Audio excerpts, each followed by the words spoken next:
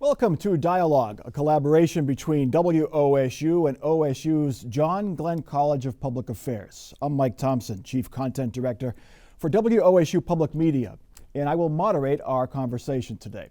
Our topic, race and the police, healing the divide. The divide has been there a long time, for decades, for most of our country's history, in fact.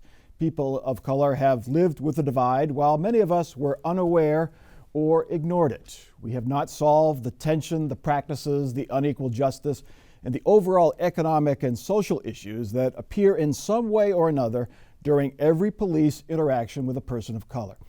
American society can no longer plead ignorance, and we largely have one device to thank: the camera.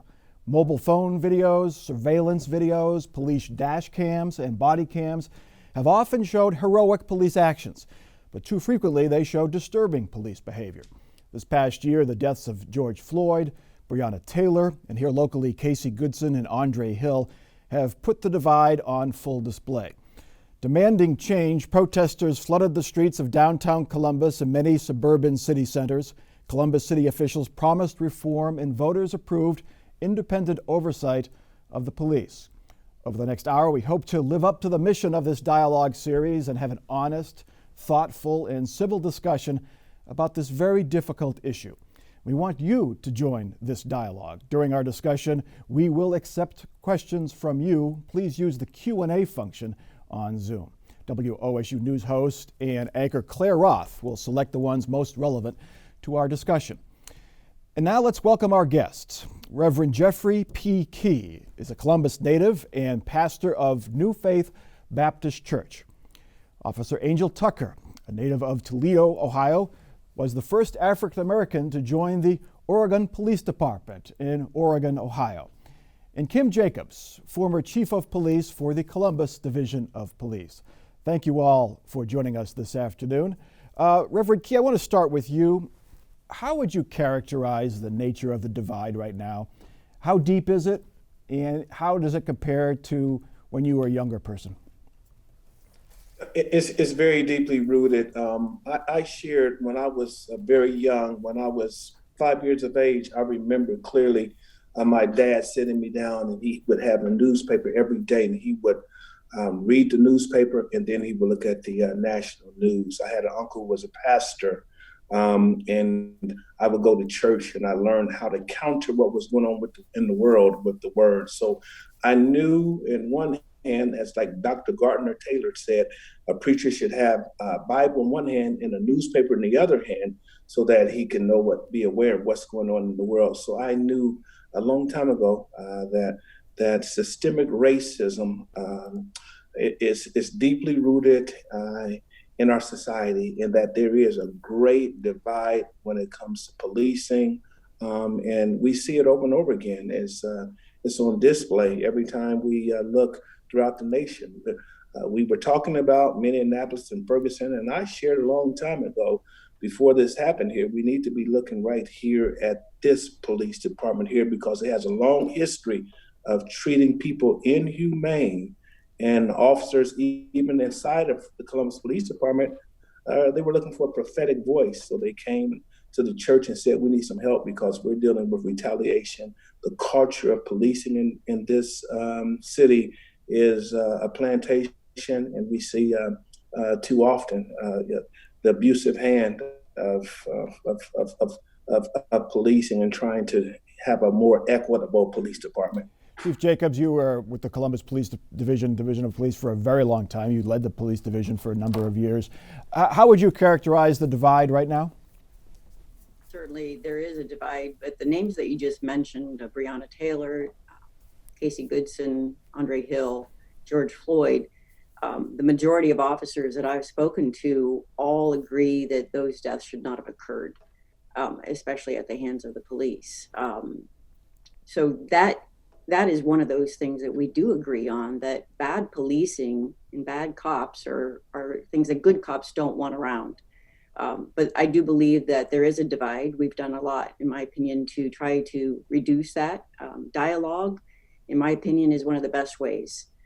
We sit down together and discuss our points of view and perspectives, and then try to come up with some understanding of each other, knowledge about the concerns, fears, distrust, all of those things. The Columbus Police Foundation has allowed more than 350 officers to go to Washington, D.C. to look at the Holocaust Museum and the African American Museum to study the past very fraught relationship between our communities and our police.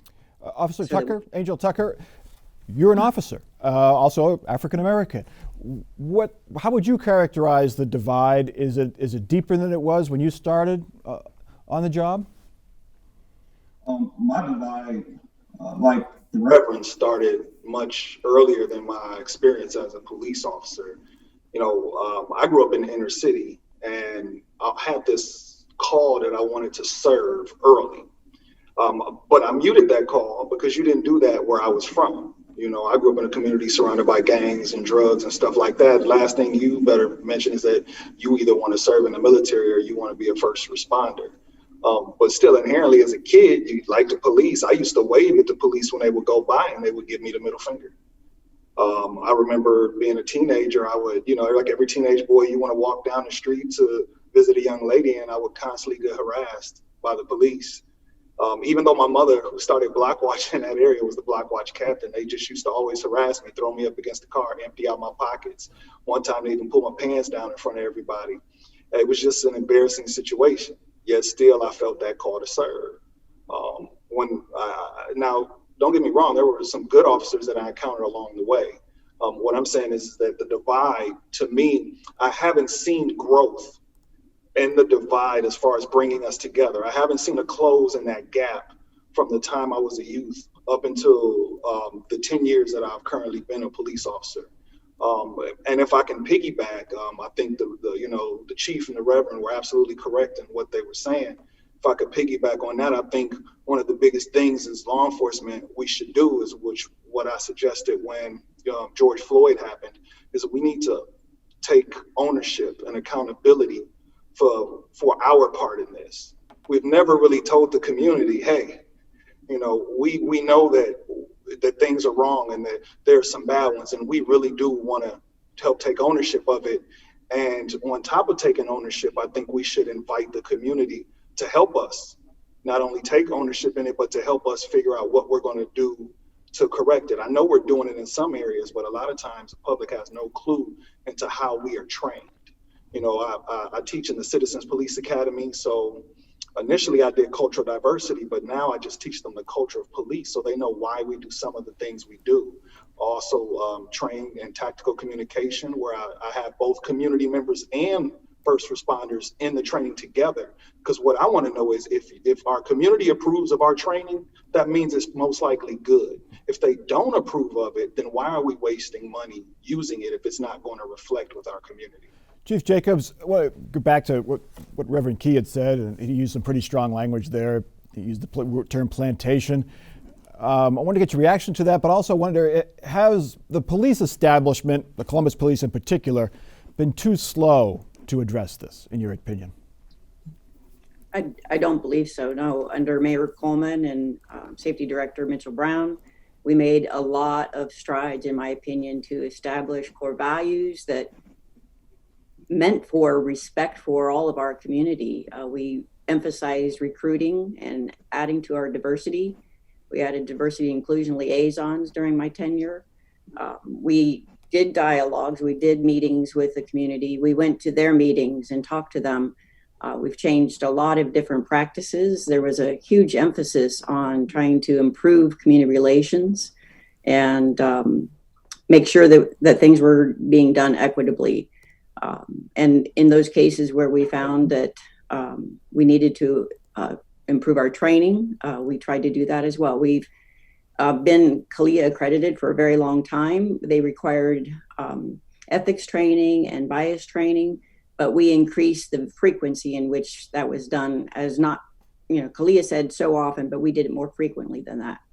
Reverend Key, we implemented a lot of different changes to address those kinds of things. Reverend Key, looking at some of the causes of the divide, one thing that's been mentioned often is that there is over-policing in low-income neighborhoods where there are a lot of people of color who live there.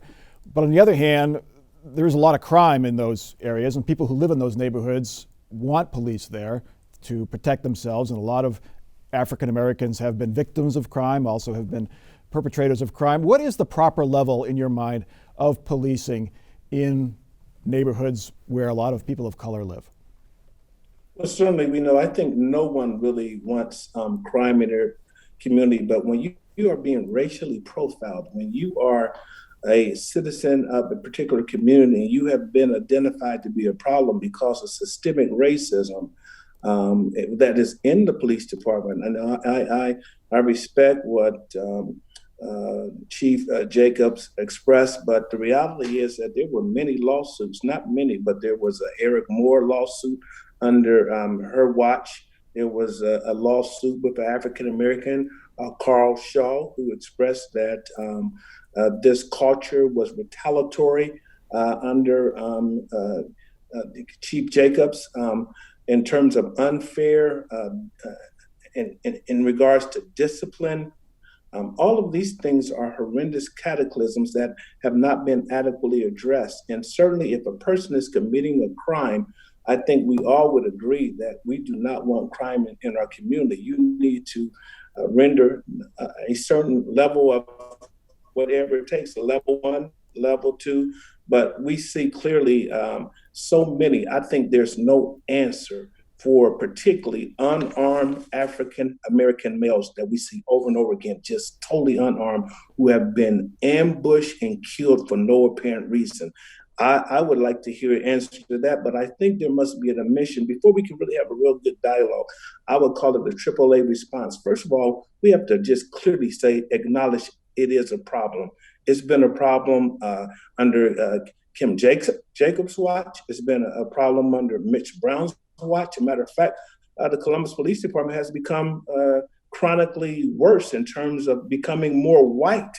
I'll say this, I think this is very alarming that we have about 1,900 police officers on the Columbus Police Department, and 20-something of them who were African Americans came and wanted us to honor their anonymity. But look at the percentage of that. You only have less than 200, 100 and some police officers who are Black. 20 of them came to the religious community and said, we need some help because this leadership is really out of control. At that time, Chief Jacobs was the chief of the police department. But we have to acknowledge that it is a problem. That's number one. Then the second thing we had to do, we had to address what is the problem. Then point number 3, we have to deal with the attitudes of those who try to rationalize it's not a problem. Fourthly, we have to make adjustments to accept that it is a problem. And finally, we have to amend by addressing how to correct the problem. But until we really acknowledge that African Americans have been harassed, victims of excessive force, been intimidated, and particularly if officers in the Columbus Police Department are dealing with this from their own colleagues and comrades, think about what the citizens are dealing with this widespread malady of injustice. I want to talk to the diversity aspect in a moment, but Chief Jacobs, I want to give you a chance to respond there up to what the Reverend Key said there about your leadership and what the Columbus Division of Police has done over the past recent years, anyway. Well, I would say that the facts of all of these cases are extremely important. We have investigations, they're public records. I love living in Ohio for that particular reason, and I loved working in Ohio for that particular reason. Transparency is one of the things that I truly believe in. So the facts of all of the cases are extremely important, but investigations are also important because we don't know everything that happened until we've created those things. And now there are a multitude of ways in which those investigations can happen. And there is a EEO investigator in the Director of Public Safety's office as well. So those things are addressed. Lawsuits are addressed. They are defended by the City of Columbus City Attorney's Office.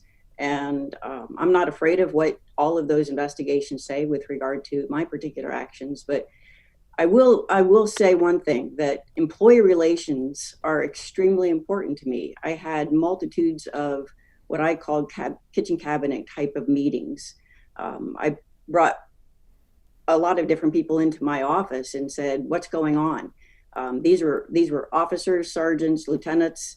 I'm trying to hear from them instead of just the upper level executive staff people, and try to find out what it was that they need. Obviously, in a workforce of not just the 1,900 officers, but another 400 civilians, we have a lot of things going on. It's important to me that all of our employees feel valued, listened to, and that their rights are protected. My experience as a woman in a male-dominated organization was different, perhaps, from a lot of different people. And I certainly can't speak from the arena of being a Black person in my organization. I know that some of them have had a difficult ride, but I do believe that the division has tried to accomplish investigations that will come to the information that we need to know to make a decision about that outcome. And sometimes the proof is there and sometimes the proof is not. But it is important to have good and really close employee relationships, because I agree that if you feel good about yourself, you're going to go out there and do good work for the community. And if you don't, if you feel your organization is not supportive, then that might be impinged upon. But I agree. We need to do as much as we possibly can to make every employee feel valued and investigate their complaints. And now there are and have always been different places that they can go to address those complaints. Officer Angel Tucker, you are the first African-American police officer in Oregon, Ohio. Diversity is a problem in police ranks. The city of Columbus is 28% African-American, but the Division of Police is only 10% African-American. What can be done to increase the number of people of color on the police force? So other than your basic recruitment efforts, I would say exactly what I said the first time and exactly what the Reverend said, an acknowledgement. There has to be an acknowledgement that there is some wrongdoing and there are some missteps on the part of not only law enforcement, but the system in general. And like the chief said, instead of just listening to upper rank and file, really listen to your troops that are on the ground. I mean, both in civilian world and in the first responder world. And then we have to dive into another area. How traumatized are our under-resourced communities, as well as some of our first responders? And trauma is an area that a lot of us don't like to talk about with everything that's going on: drugs, gangs, violence, fires, car crashes, shootings. There's a lot of trauma there too that could create PTSD and certain things like that. So I call it a clash of the conditions. So with a lack of understanding not only a culture and a race, now you're not understanding a mental health. And so when you look at all those things that both sides deal with and you see, oh, wow, they both have so much in common, I think us acknowledgement and then showing the commonalities that we all have and coming together under those guises of those commonalities, I think that will, for me, it unlocked that mute button that was in my head of that call to serve. And once I unlocked the mute button for that call to serve, I kind of had a clear path how to unlock other people's mute button. All right, we're going to unlock Claire Roth's mute button right now. She is our afternoon host on 89.7 NPR News, and she is fielding questions from our audience. If you have a question, use the Q&A function on your screen. If you don't want to ask a question and you like a question that somebody else has asked, you can vote it up, and it will climb up on the rankings and get Claire's attention. Claire, it's all yours. Mary has a question for the group. She writes, do you believe the recent efforts to reimagine public safety with hearings to get feedback from the community will affect real change here in Columbus? How will we recognize and measure improvement? Reverend Key, I'll let you have that one. Did you say Reverend Key? Yes, please. Yes. Okay. I think we can do things in theory, but sometimes it's not really played out in reality. What I don't like is when something is an ongoing process, but it's not an ongoing progress. So many times we will window dress and say we have something there, but really things do not change in terms of the systemic evil. So we can keep having dialogues and keep having support systems and no one there to support the system, but we need to be really intentional and make sure that we are moving forward. I've been a part of something called the 7 Expectations. We're 2 years and maybe 3 months in, and we're just at 2 of the expectations. So I'm just saying that if you're not careful, it can be some progress, little progress, but sometimes it's an ongoing process, but there's very little progress. Chief Jacobs, I want to talk about you talk a lot about training and having dialogues, but the culture of policing. There is a culture of us against them in the police, that that whether there's too many guns on the street and police officers are always worried that somebody's going to pull a gun on them, or there's an us against them mentality, I believe, in the police, and to a large extent. And then also, how they treat people of color, people from a lower socioeconomic background.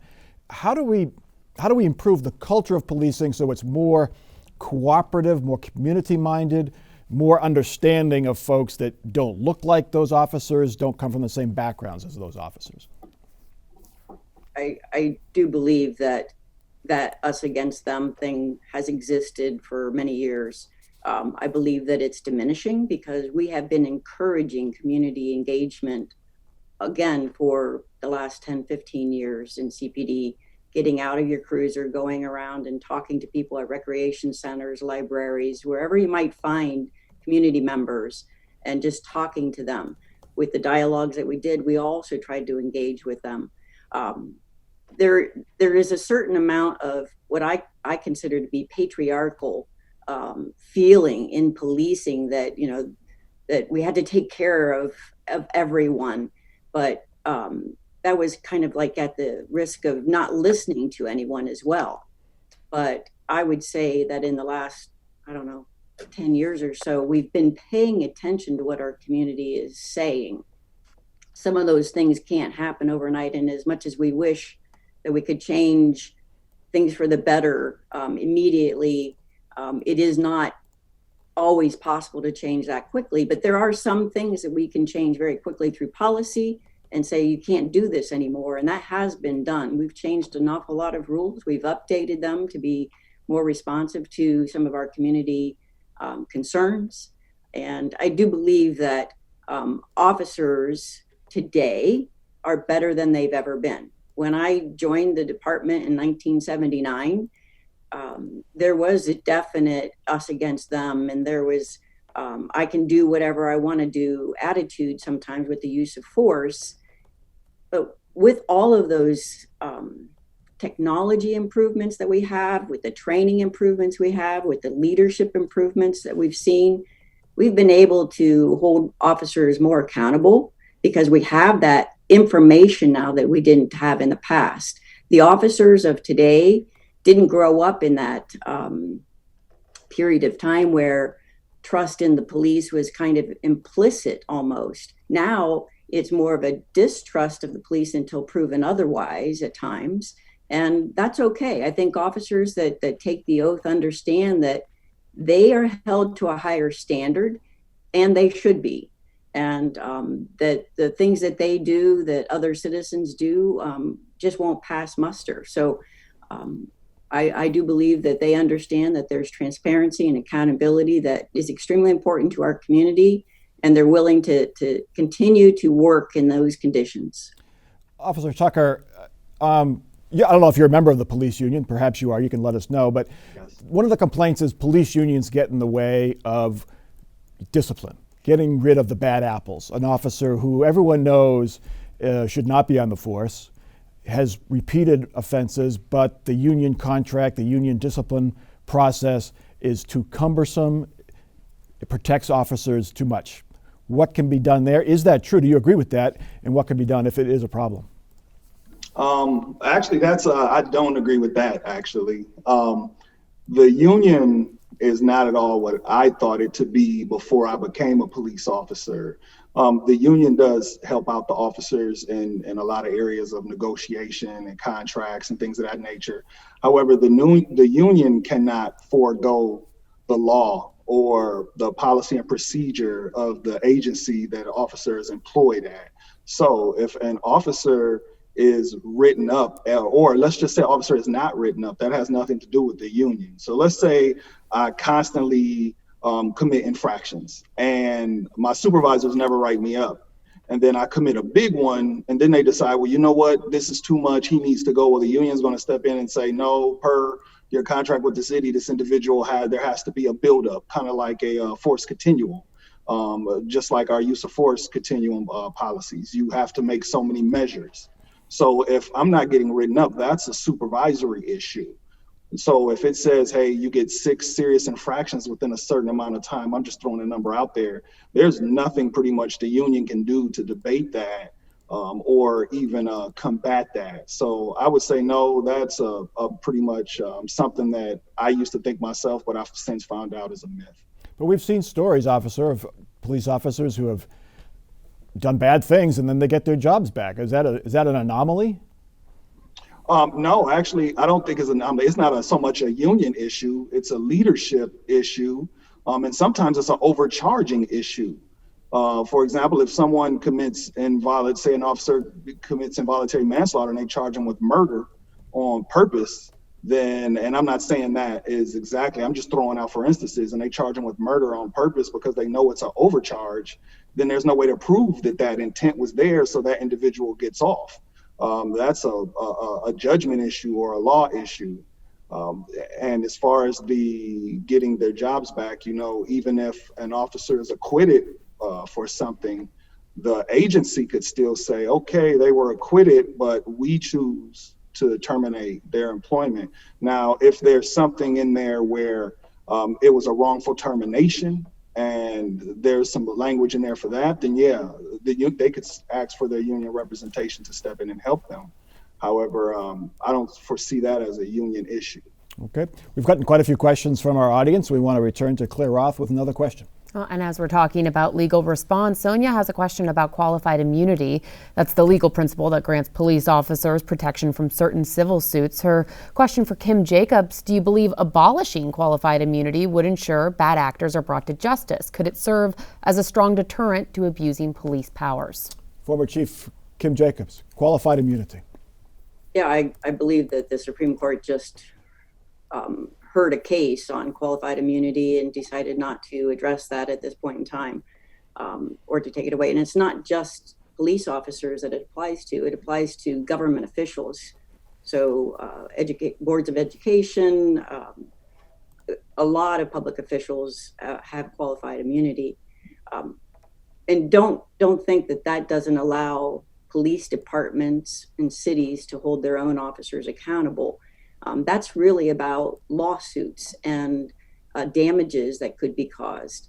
And if you're making a decision in the line of your work that is discretionary, allowed by policy, and has never been told that it's against policy or against somebody's constitutional rights, then that's what the immunity is about. If there was a clearly negative thing that happens that is something an officer should know, then they don't have qualified immunity. They have to be listened to and go to court to determine what type of liability they might have. But it's one of those really big things. It's a federal thing. It's not a local decision. And there are reasons why it exists, but I will make this point again. That doesn't stop police agencies and mayors and other organization leads to not hold the officers that have done a bad act accountable. Reverend Key, I want to get your take on this. There's been a lot of other things that have been said in the past few moments. Qualified immunity, it is a high bar because of the nature of the work that police officers do, that grand juries face, whether or not to indict an officer who is charged with excessive force or using deadly force inappropriately. What do you think should be done with regards to the legal system? Not necessarily the policy system and how the division of police works, but whether or not an officer should face criminal charges. Absolutely. We've had too many officers again and again where we see the same scenario where they walk away from murdering and killing. And just think about Columbus. We're dealing now, if the truth were told, we're dealing with an execution of one officer. If the record is correct and the family is correct, that here is a person, Casey Goodson Jr., who has been shot in the back 6 times.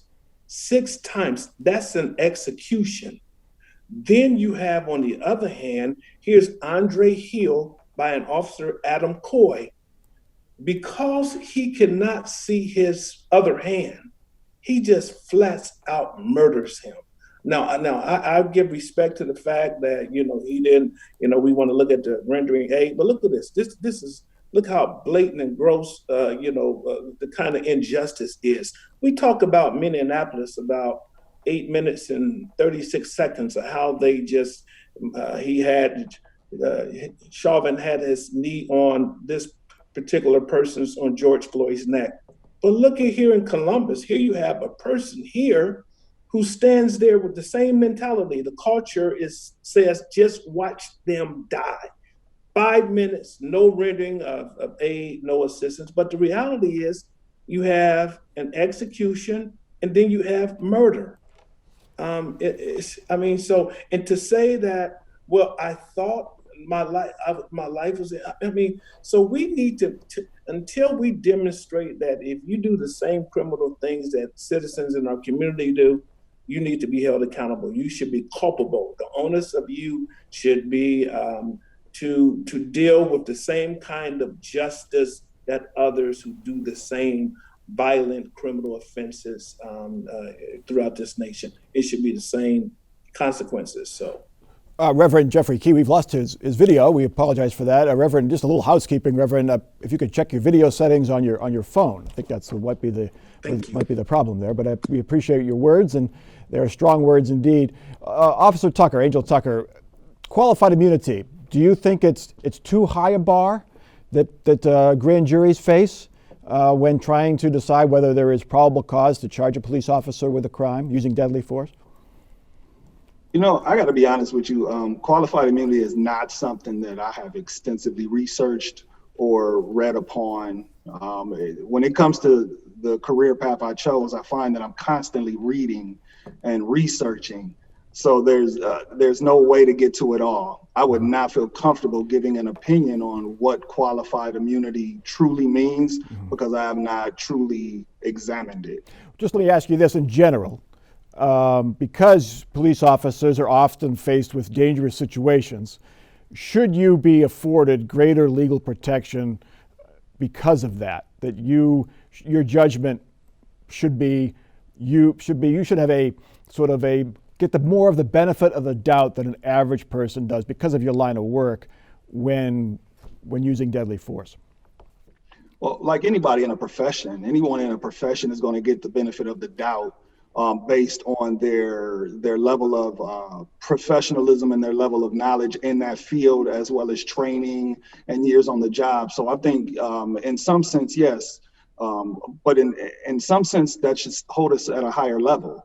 I mean, if we have a higher skill set, a higher level of training, I think that we should be expected to not only make the best decision in that moment, but also have the abilities to accurately process all this information at a higher rate than the average civilian.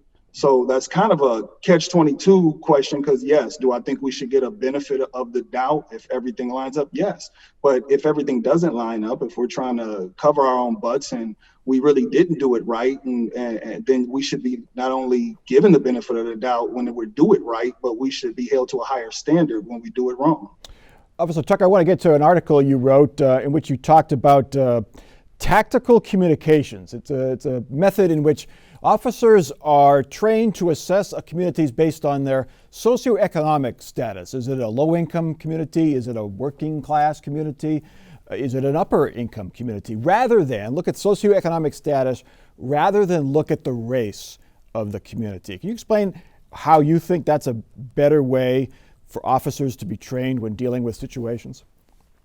Yeah, I'll explain that. So we already know that there's a race issue. There's no question about that. A lot of officers aren't as open to understanding that, which I think they should be. One of the first things I do when I train it is I'm not there to tell them what they're doing wrong. I'm there to give them an additional tool already to their belt. The first tool I usually start with is I stop calling under-resourced communities, lower class or lower income. That way, some of that negative wording in there is out. Also, with every community, regardless of race, there are hidden rules and hidden languages. If you live in an under-resourced community, what's the golden rule? Treat people the way you want to be treated. Well, middle class may be a little different. What's respectful in middle class may not be respectful in an under-resourced community. So what officers do is we find ourselves traveling across the city. You may go from a wealthy neighborhood to under-resourced community to a middle-class community. And you find yourself trying to treat each call exactly the same because you don't understand the hidden rules, the driving forces, and the hidden languages of each socioeconomic community that you move between. Now, it's going to be way too hard to try to figure out every single culture and what's respectful in every single culture. But if you can get a basic knowledge of the community that you're serving, a basic knowledge of what's important to that particular community, a basic knowledge of the hidden rules and languages, officers will find themselves stop being not only offended or scared, but they'll find themselves making better moves and letting the community know, hey, I truly care for you. I don't work in Columbus. However, I do know if you have an officer from Hocking Hills that has never been, in inner city Columbus, they never been down Livingston and James and all those areas, or even further towards going towards the direction of downtown. They're not going to understand what's going on. However, if you give them some idea of what the community is, because my whole community wasn't Black, but the white kid across the street, he had to go by the same rules that I had to go by. So he understood what it took to be in that neighborhood. So I'm going to say this and then I'll stop. I've been on calls where I've been with another Black officer who was from upper middle class. And I've been with a white officer who was from the same hood I was from. The community, when we had to respond to an under-resourced community, they understood the language that the white officer was speaking because they could tell he was truly from there. They wasn't trying to hear what the Black officer had to say because he came with a different mentality, even though he was the same color as they were. So I found in that moment that the individual that understood them better was able to convey the message better. Reverend Key, I want to get your take on this. It goes deeper than race. It goes to socioeconomic background. What is that role that plays in trying to heal this divide? Understanding not perhaps the background, the color of the person's skin, but where they come from, the challenges they face. I think that's very important. The sociological context is important. Charles Darwin said we are products of our environment. I think it's very important that we treat people with dignity. I think that's a real major issue. I think the reality is we were talking about technology and transparency. There was just recently with the George Floyd protests here in our city, we see there was no transparency, even though there was technology, as Chief Jacobs has subscribed, that these things are mending things together. There's a major divide. There's still no accountability for the kind of mistreatment and excessive force that was used against citizens. We have three of our most prominent leaders, Congresswoman Joyce Beatty, Councilman Shannon Harding, and then we had Commissioner Kevin Boyce. They were a part of this excessive force culture that is going on in this city. And even though we see it, I have not heard yet where any officers have been held accountable for that. I've been at the same church for over 30 years. We have a summer fest where we're cooking out. We have, it's community related. And one significant thing that our members say every year, there's no connection with the police officers who drive by. They are totally detached. There is a major divide between policing and community, particularly in the urban context in our community. And as the officer just mentioned about sociological context, when you are from a particular place, Hocking Hills, I think you referred to that. That is a major problem. We have people who perhaps have never been in a classroom with African Americans. Then they come into our communities and don't want to be there. And then they want to over police us while they serve and protect in other communities. And then I don't need anyone to keep looking at me. If I'm on the corner speaking to someone, I'm a minister and I'm at the barber shop, that's harassment. If you keep driving by me and I haven't done anything, there's no legitimate reason to keep. Sometimes people in our community, talking about context, that's all they have. Mm-hmm. They don't need police officers coming in and treating them in an inhumane, dehumanizing way. I want to get Chief Jacobs to respond to this. Divide. Yeah, Reverend, I want to get Chief Jacobs to respond to this. You know, former Chief Jacobs, the officer who killed Andre Hill and is now charged with his murder, lives in Union County, a good 45 minutes outside the city center of Columbus. Is that a problem? Should more officers live in the city that they patrol? Well, I believe that a lot of people have done a lot of research, and I don't think that that is the make or break as to whether or not you're going to be a good police officer. I grew up in Ashland County. You know, it's an hour and a half north of Columbus, and it was very different than Columbus. Not at all urban, very suburban. And my thing is I believe that people need to have something in their heart that says, I respect people. I will treat them with dignity.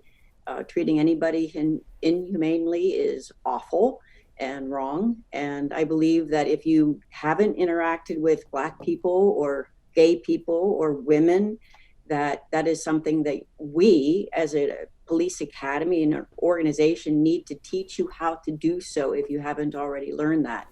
I hadn't been around many Black people until I got to Columbus. I had some, of course, in our town, but I was on a track team that had a Black coach and Black team members, and I learned an awful lot about Blacks by being around them. And I think that that's important. And yes, indeed, in our academy class, so before any officer hits the street, they are in a room with people that are very different than them.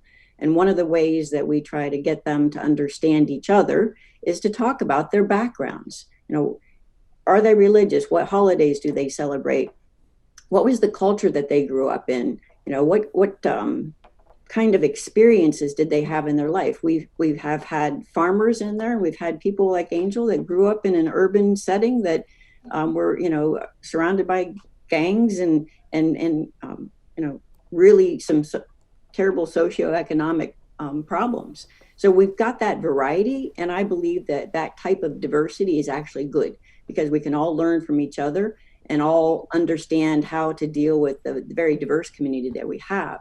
And so we do look for those opportunities to teach new officers and veteran officers how to better communicate and engage with everybody that's in the community. And, you know, Columbus has 100 or close to 200 languages that are spoken here. We're not going to know all of them, but we know how we can interact with people that are different than us. And it's an ongoing process, that it's not a once and done. You're never going to have everybody familiar with all those things. But the bottom line is teaching core values and making sure that people are treated with respect and treated within their constitutional rights. And I believe that that's the goal, and that's what we strive for, and I think we often accomplish. Well, Chief, would you agree that, I think what the Reverend is saying is, yeah, there's dialogues, there's meetings, there's training, but you really don't get to know somebody until you have literally walked the same path that they have. You've lived in the same neighborhood. It's not just a seminar or a discussion at work, or even just 8 hours at work. Is there value in bringing officers from those communities and putting an emphasis on bringing officers from those communities onto the force? Oh, absolutely. That's what I mean. We want as many people as we can get from as many diverse backgrounds as we can.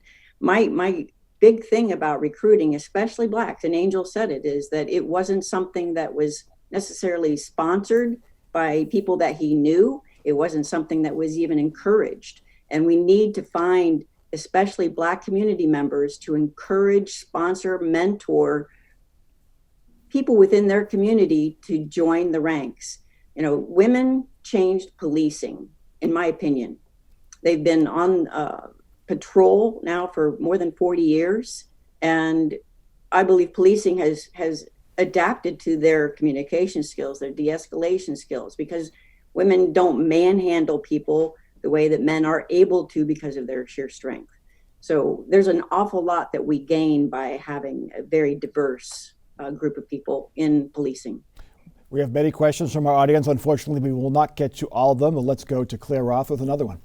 We have a related question about the makeup of the division itself. This commenter writes, diversity, equality, and inclusion efforts are typically pretty lackluster, and even with a diverse force, we still see violence from cops. How do panelists respond to the notion more diverse police does not necessarily reflect less police violence? Angel Tucker, I'll let you handle that one. I respectfully disagree.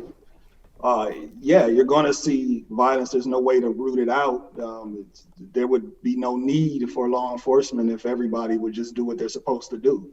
Unfortunately, in that, you're going to get officers that don't do what they're supposed to do, who probably should be rooted out during the field training process. However, they're not. So, though I understand the question, I respectfully disagree. I'll use myself, for example, diversity. I do my best to treat people the way I would want them to treat my mother, even if she was wrong. You know, it's been many times where I've taken people down to the county jail and I'll tell them, hey, look, I'm not here to judge you. If you call me 2 weeks from now after you get out and I show up to a call and you're in need of help, I'm going to help you. You know, I think there was the chief that said something earlier. You got to want to do it. The badge accentuates who you really are. If you're a champion for the community, when you get that badge, you're going to be an even bigger champion. If you're not that right person, when you get that badge, you're going to be an even bigger not that right person because you feel empowered to do so. So I'll use, for example, there's a neighboring projects in the area that I patrol. And I would ride through there. And sometimes, because I'm from the inner city, you got to have a certain look. So sometimes you ride through there and you know you can't make eye contact too long or else it's a problem. Or you can't walk up to the wrong person or else it's a problem, but you got to have that balance. What I realized is that I drive through there, they're staring at me, I'm staring at them. And that wasn't it. So one day I just stopped. I got out of the car, I walked right up, I said, man, we do this every day. I said, but the truth of the matter is, I just really want to get to know you. And I reached out my hand and I shook their hand. And I said, let's make an opportunity here. And to this day, I mean, I did that over 5 years ago. To this day, I can stop over in that neighborhood. I can chop it up. I can sit down. I can talk. If I want to bring some chips and pops for the kids, I can do that. You know, and it's really helped a small bit, but it helped in that area. Reverend Keywood, folks in your congregation, people in your neighborhood, would they be open to that if a police officer was driving through and just hopped out of his or her cruiser and wanted to talk? What would that do to help heal this divide? Yeah, I think he's right on it. It's imperative to have some reconciliation training between a community and police officers so they can work together. If officers keep their windows up and drive by, I mean, that's policing. But when you can get out and connect with the community, going to the library is one thing, but actually going into the area where you say the neighbors have left. We used to call it the neighborhood, but they said now the neighbors have left and it's just the hood. But you still connect with people and treat them with dignity and say, hey man, how you doing? That's where you work every day. That's who you're dealing with. That is your calling, to be engaged with the people. It would transform things if you connected with the people that you are there to serve and protect. And then they could also, trust is earned. When that trust is earned, they can say, this is what's going on, this is who's doing it. And when we start having that connection like that, reconciliation, training of police officers and community coming together, it can transform things. So that's right on point. We have to make a connection. Chief Jacobs, with the demands on policing these days, how often can that occur? How do we incentivize as a community, as a division of police, that does occur, that officers sort of, they'll walk the beat, or at least get out of their cruiser and, have a cup of coffee, but at least have a short conversation with somebody? This is a sea change that happened about 10, 15 years ago where, in the past, we felt like, calls for service were paramount, and being able to promptly respond and quickly respond to that call was more important than community relations, if you will, and getting to the next call. So don't dawdle after you're done with the call to stand around and talk or explain or anything else. So over the last 10, 15 years, we've said, no, that's really not working. I used to answer our complaint line, and I knew that the number one reason it rang was because people didn't understand what the police did, why they did it. And that explanation goes an awful long ways towards understanding. And so we have encouraged officers in the last 10, 15 years to actually take their time. We started a texting system so that we could give people feedback on the calls that they got. We believe that hanging around, even though it might implement or slow down a next call for service because of manpower, is extremely important now to establishing that rapport that is so necessary to understanding and just getting to know our neighborhood. So we've asked officers, we've counted hours actually that they've spent now in community engagement. When we did the dialogues, we encouraged all of the precinct officers to come to the meeting to meet the neighbors that were there, but also to go into those recreation centers spontaneously without an invitation and just start introducing yourself and having those conversations that Angel very, very aptly portrayed as being so valuable. And so it was a sea change. And staffing is one of those things that is not within the power of the Division of Police. It's maintained by City Council and the Mayor's office, how many people we have to do calls for service. They're extremely important to the person that's the victim waiting for the police officer to come. But we also now, I believe, understand that value of slowing things down and having those conversations before, during, and after, and in between calls for service. Chief, what about what police officers do? Are there some tasks that police officers really should not be the first responders to? I'm talking about a mental health claim, anything that deals with crime. Obviously an officer should be involved there, but if it's a mental health issue, that's one of the arguments over this defunding the police campaign is let's take some of these tasks away from police, give them to experts who are trained in how to handle somebody suffering from a mental illness episode. What are your thoughts on that? I worked on a project back in the 90s on differential police response, and I'm a true believer that the police aren't necessary in a lot of different calls for service. Reports can be taken over the telephone. They can be taken by people that aren't necessarily sworn police officers. And we've looked for opportunities where we can add at least experts to that particular type of call for service. We've got mental health counselors that are riding with police officers now and responding to crisis situations. And I believe that the police have been used for many of these different kinds of calls because we're the only 24-hour, 7-day-a-week agency. Yeah. And cities and governments have not established such other organizations that are available. And with a number of calls for service, there's always the potential for danger, but sometimes seeing a police officer in uniform escalates people's concerns and fears. And we're aware of that. So there are some calls that we send people out that are not in a regular police uniform anymore. We follow up on drug overdoses. We follow up on mental health calls. We follow up on domestic violence calls and see how the victim is doing, whether or not there's been any cases of violation of protection orders. There are a lot of different things that the police have been called for in the past, including, what the schedule is for OSU game day. When are they? But being 24/7 is the key. Yeah. If you're going to have other people respond to different types of calls, then you need that 24-hour, 7-day-a-week coverage because they happen all the time. Police officers should and do receive an awful lot of training, and there are many things that don't require police training to address. All right, let's get one more question from our audience. Go ahead, Claire. Jillian has asked how police departments are addressing both the trauma that officers experience, so it doesn't repeat, and the trauma that they inflict. How are both sides being handled? Officer Tucker, I'll let you handle that. How do you handle both ends of that equation? So that type of thing is not only being handled within agencies, and it's a good question because this is actually a new field. it's also being handled by some entities outside of the agency. For example, my wife and I, we started a foundation outside of the police agency called the Charles Young Foundation. What we do is we bring first responders that are diagnosed with PTSD with youth from under-resourced communities that are also diagnosed with PTSD or CTS, or officers with CTS.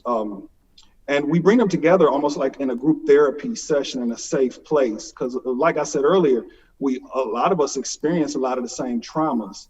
And these are not my words. If you look at the research, what we're finding is our first responders and our youth from under-resourced communities, they're being diagnosed at higher rates than our brave soldiers that are coming back home from war zones. You know, I mean, constant exposure to shootings and violence and, sexual assaults and even the witnessing to these children being beaten, it's going to take a toll. So yes, the officers are being affected by this. Some things that we do to other people, that also affects them. Things that we may not even do may affect them. However, we're all dealing with trauma. Like I said earlier, clash of the conditions. So I myself, I'm diagnosed with PTSD and CTSD. So what if I run into someone else from under-resourced community who's also doing that? How do I know that they're angry at me versus having an episode where they're triggered? Something I may have said may have triggered them. There are times where I have to let another officer know, hey man, I've just been triggered. You may need to take over. So to answer the caller's question, there are some outside entities that are really trying to bring not only our officers to the table with this, but our community members as well. Because if we heal together, then we're going to grow together, and that'll help us better understand each other. And now I'm not seeing a threat. I'm seeing someone who needs my help.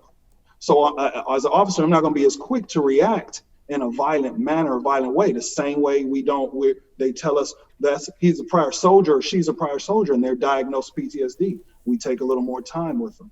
So that's one of the things that's being done, as well as our agency itself is in the process of, and when I say our agency, I mean law enforcement in general as a whole. There's a lot of, I've been seeing a lot of white papers going around where that is a huge conversation, and they're in the process of really trying to find something more universal to address this. All right. We just have a couple of minutes left, so I want to try to wrap up our discussion. And I want to basically ask two folks from Columbus. We'll start with you, Chief Jacobs. How optimistic are you that this time we'll be able to heal the divide? There's a lot of attention on this now because of cell phone cameras, because of social media, because of mainstream media attention. How confident are you that we will be able to at least close this divide this time around? It's absolutely necessary that we do. I very strongly believe that people in our community should not fear the police. And as long as that exists, we need to keep on working on that. But I do believe that it's possible.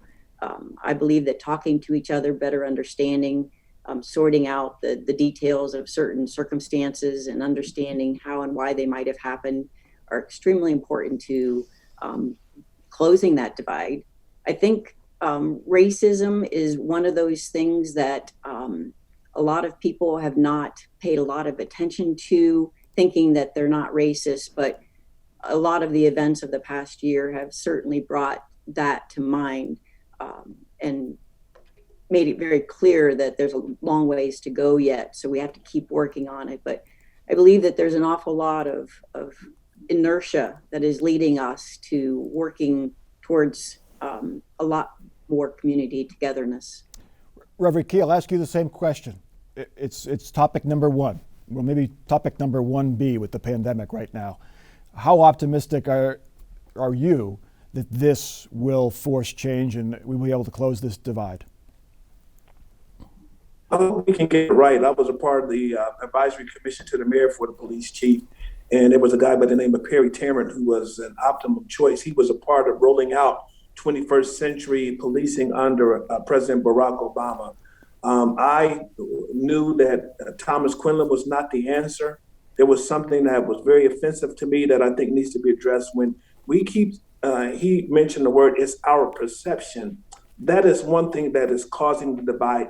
Andre Hill is dead. That's not a perception. Casey Goodson Jr. is dead. That's not a perception. So to say it's my perception of this mistreatment, In order to bridge this divide, we need to bring someone in outside who's not a part of this institutional systemic racism within the Columbus Police Department, and a real agent of change to say, hey, we have to disrupt what has been and bring equality to everyone. We need somebody who can really bring us together. And I'm optimistic if we bring the right outside person who does not have alliances to institutions and people and their camaraderie and friends, we can get this thing right. But we must be able to understand one another and not simply hear what's being said, but not take to heart the ominous reality that a lot of these people who are being killed, they're not coming back. You can't make a mistake like that. Some of the things that are happening, we have to get this right. All right, that's all the time we have for today. I hope we have deepened our understanding a little bit on this issue, found some common ground. That's our mission here with Dialogue. We'd like to thank our panelists, Jeffrey Key, Angel Tucker, and Kim Jacobs, and to Claire Roth for monitoring our Q&A. And thank you all for your wonderful question. And thanks to you all for joining us virtually and for continuing our tradition here with Dialogue. As soon as this program ends, a screen will pop up. Don't go away. It'll ask you to take a short survey, we promise, very short, about our Dialogue series. Please take a moment to share your feedback to help us improve future events, which we hope someday we'll get back in person. And we hope you will join us for our next virtual one soon. Visit wosu.org/dialogue for date, topic, and registration info to come. Thank you very much, and have a great day.